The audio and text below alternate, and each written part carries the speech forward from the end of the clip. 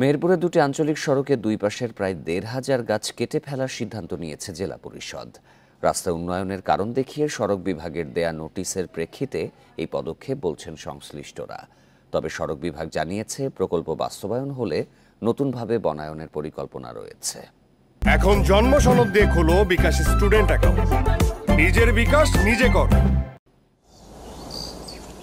মেহেরপুর চুয়াডাঙ্গা এবং মেহেরপুর মুজিবনগর সড়কের দুই পাশে বিভিন্ন প্রজাতির প্রায় ১,৫০০ গাছ রয়েছে।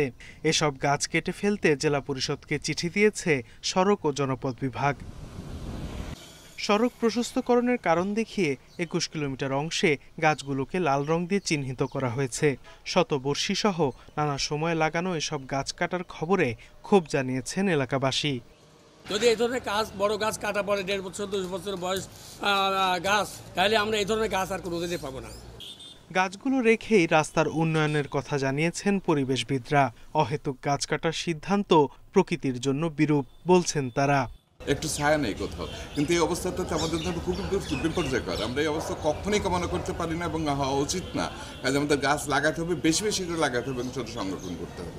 সড়ক ও জনপথ বিভাগ বলছে, বিকল্প পথ না থাকায় প্রকল্প বাস্তবায়নে এ সিদ্ধান্ত।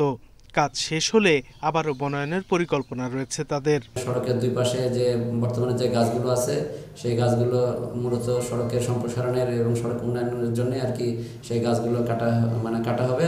তবে সড়কের উন্নয়নমূলক কাজ শেষ হওয়ার পরে আবার সড়কে পুনরায় যে গাছ রোপণ করা হবে। বন বিভাগের হিসেবে গত ১০ বছরে মেহেরপুরের বিভিন্ন সড়ক থেকে প্রায় ১৪,০০০ গাছ কাটা হয়েছে। তবে নতুন করে রোপণের কোনো তথ্য নেই তাদের কাছে। Independent news.